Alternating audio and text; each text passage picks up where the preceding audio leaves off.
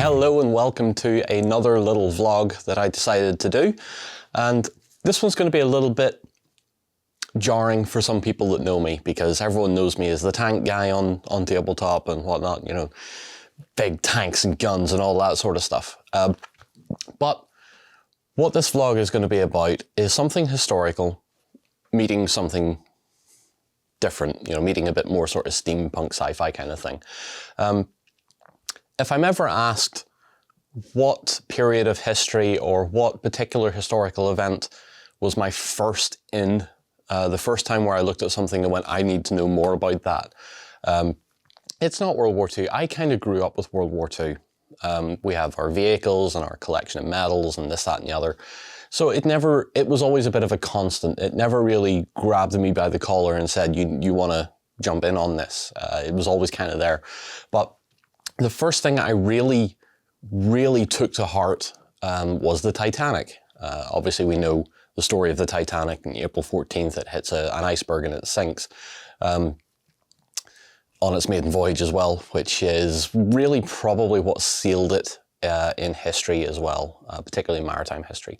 But the impact that had, not only in Ireland, but around the world, you know, anyone that built ships around that period, everybody stopped, took a deep breath, looked at what happened and started to improve things. So, for example, the ice patrol now that happens is basically a direct result of that. The better radio communications, you know, wireless was already existing, but they started to work on improving it. Obviously, passenger safety on ships today is also a direct result of how the disaster was managed at the time. So it's a historical period that the first time I ever encountered it was looking at a National Geographic magazine from the late 80s, just after the wreck had been found. And National Geographic had a cover of just the bow sitting in the darkness under the sea, just this monstrosity of rusted steel. And I remember as a child I looked at that and went, what is that and why is it there? And that really sort of inspired me to become a bit more interested in history, particularly with the aspects of engineering and design and that sort of stuff, because I really wanted to get into how the ship was built. Why was it built that way? Why was it done that way? How did it sink? What was the physics and everything at play during that whole thing? And that really made me become the person who I am today. I really like to ask those sort of questions, you know, all those typical history questions of who, what, where, when, why, and how.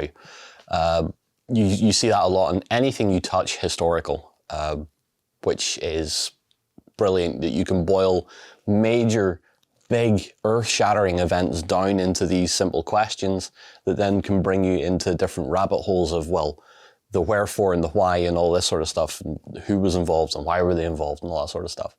So I've not really got to talk about Titanic much on in my job.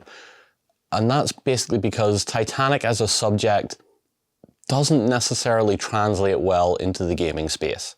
It has a few video games. The first one I ever played, Titanic Adventure, is it Adventure Out of Time? I think that's any Titanic buff has played that at some point, because it's a murder mystery on board the Titanic. And that's, apart from the more modern stuff like Titanic Honor and Glory and the various other games like Oceanliner Designs is doing one called The Grand Journey, which is all 19th and early 20th century transport, mostly ships at the minute. It doesn't translate onto the tabletop that well.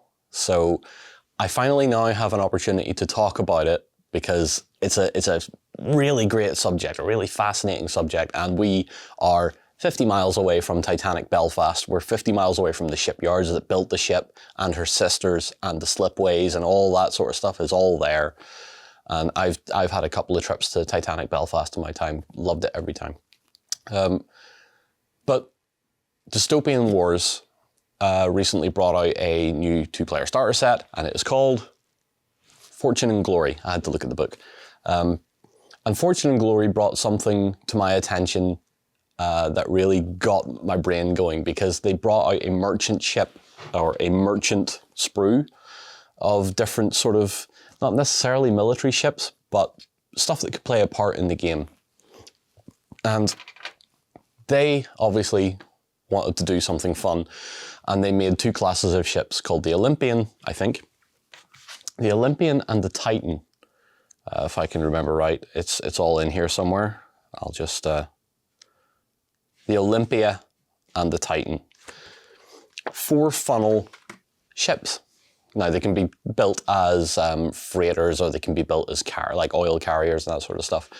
But it's the passenger version that got my attention, and it's the passenger version that I'm going to work on in this vlog. So, what I have before me here, this pile of plastic, is 3 of the sprues for that. And what I wanted to do was bring the Olympic class sister ships, so that's Titanic, Olympic and Britannic, and build them for the tabletop, build them for Dystopian Wars. There's several ways you can do this, or several ways you could go about doing it. You could do them all as their White Star, their classic White Star liner, or White Star lines color scheme, the black, the white with a little gold band, the buff funnels and whatnot. But I thought it would be more interesting to take it from their pivotal moments in history, because obviously Titanic, maiden voyage, and it sank. That ship is going to be White Star Line, no other way around it. But Olympic and Britannic, are more interesting because their history spans decades, more or less. I mean, less so for Britannic, but Britannic had put a lot of history into a very short period, just almost as much as Titanic. And what I wanted to do for the 3 sister ships was Titanic as she was the night she sank, so in the White Star Line colours. Olympic, because Olympic survived until the 30s, she was drafted as a troop ship during the First World War. And because of that, she was given a different colour scheme. She was painted in a naval style dazzle pattern, camouflage. So I thought, oh, that will be really good. We can do that for Olympic. And Britannic, her final sister, was a hospital ship. So historically, she was almost ready to go as an ocean liner. World War I breaks out, but they kind of stop work on it. They have it almost ready, almost fully fitted out as a cruise ship or an ocean liner, and then they turn around and say, actually, the Royal Navy needs it for a hospital ship because of the Gallipoli campaign. They needed an extra ship to come in and handle the casualties from that. So Britannic was repainted as a hospital ship. She then served as a hospital ship for a while, and then they were told, no, we don't need it anymore, take it back. So they took it back and they started to refit her as an ocean liner, and then the Navy came back and said, actually, could you just keep it as a hospital ship? We need it again. So they had to repaint it again, and she got sent out, and then unfortunately struck a mine and also sank. She sank in the Mediterranean.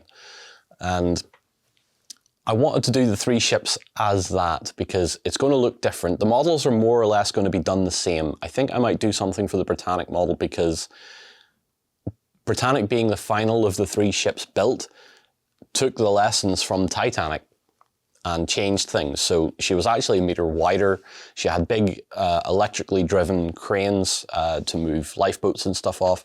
So that aspect, the extra cranes, the big cranes, I kind of want to model those onto the ship as well, just to make it look a little more different. I'd also wanted to reach out to Oceanliner Designs, who is an incredible YouTube channel. Mike Brady is an inspiration for anyone getting into that sort of period of history, the 18th, 19th, 20th century shipping and transport. He has some of the best YouTube content if you're into that period of ships. In fact, I think just a week before I started filming this, he did an hour-long video in conjunction with Titanic, Honour and Glory on the sinking of the Britannic. And he went through all the changes that the ship had done after the Titanic sank, because she was still not complete when the Titanic sank. So lessons learned from that were put straight into the design and the build of that ship. That's the plan. That's the outline of what this vlog is going to be. I believe I'm going to do it in 2 parts because you don't want to watch every ship getting painted from start to finish. We'll do what we did with the Team Yankee one. We'll show the broad strokes because the broad strokes are more interesting. I have images and stuff that I'll talk about when between each ship, we'll come back and we'll talk about each of them and do that and the other. But I thought this was an interesting one. It lets me explore the first historical passion I ever had and lets me put something relevant onto the tabletop as well. So without further ado, we should probably build the ships. Historical passion I ever had.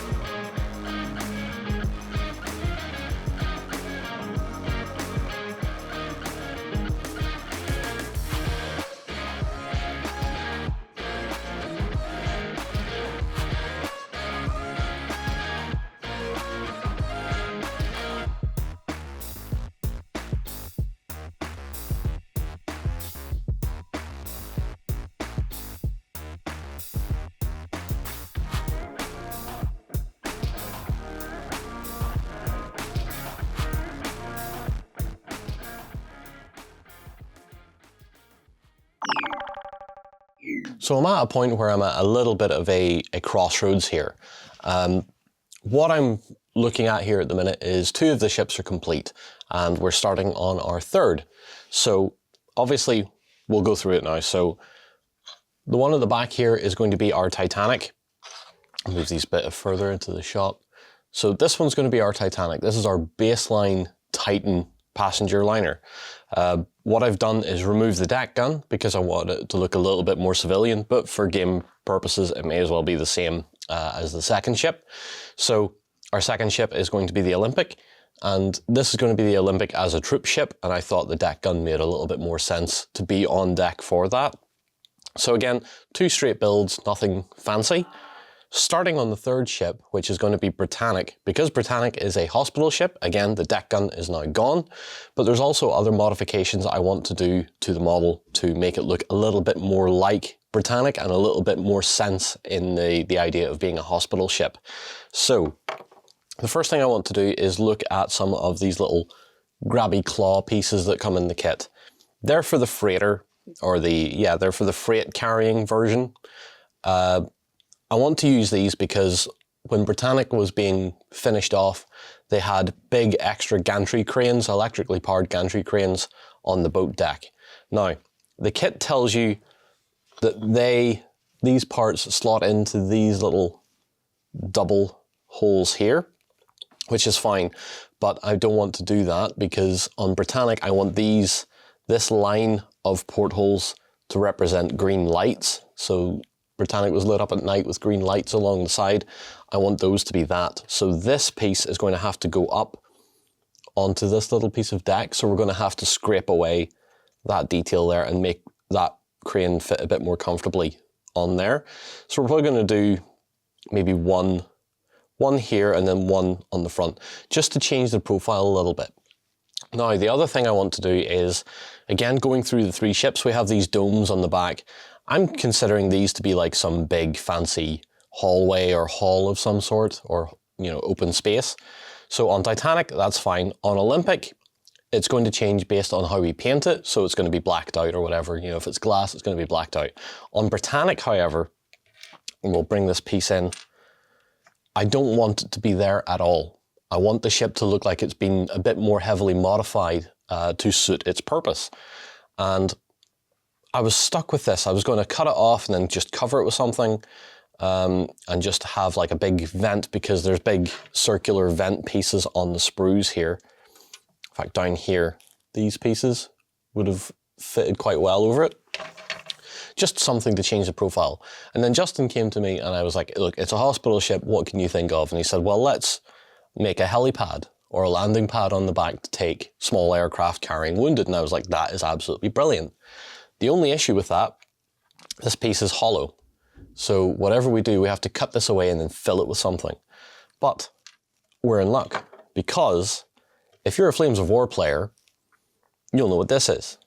And it's a little base insert for the infantry bases. This is almost a completely perfect fit to the diameter of the dome. So I'll be able to cut this away and make this fit in as flush as possible.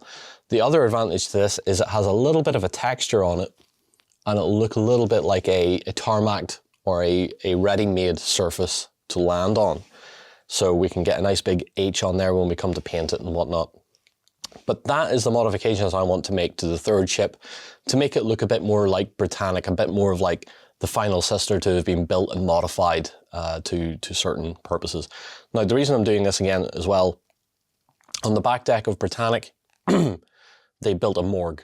Lovely, I know, but they built a structure on the back that had a morgue, and I wanted to do something in line with that kind of modification to the ship, but not as major. So a landing pad to me made sense. There's even little stairs and decking running into the superstructure of the ship as well. So that's where I'm at. That's where we're going to go now. We're going to build the Britannic up and see how that looks at the end. So let's go on with it and see how we do.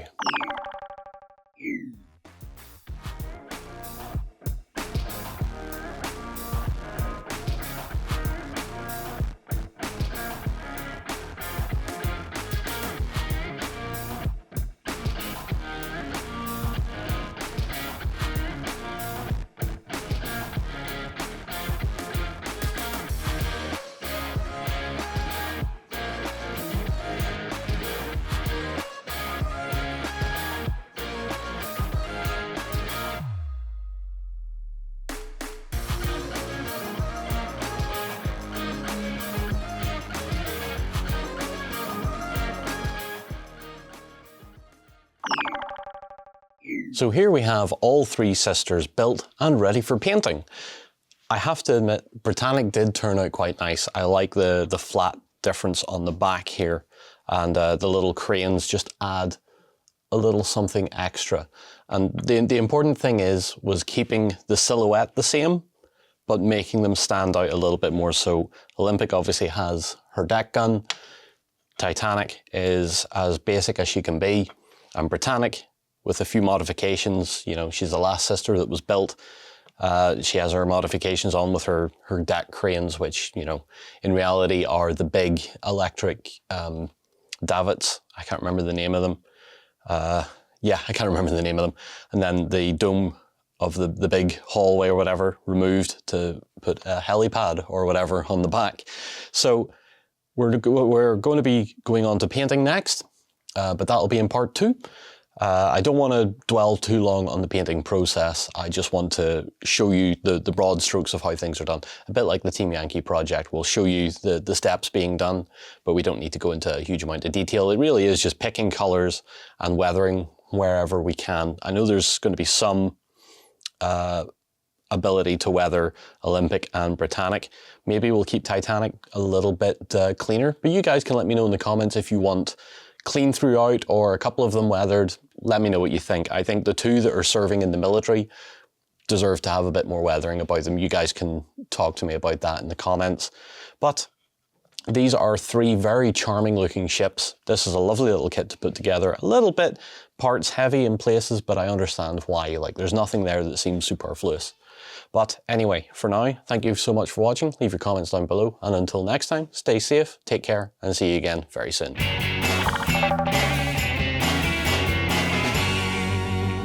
Go ahead and check out our other content on screen now. And while you're at it, why not hit subscribe and remember to ding our dong. Go on, you know you want to click it. Go on.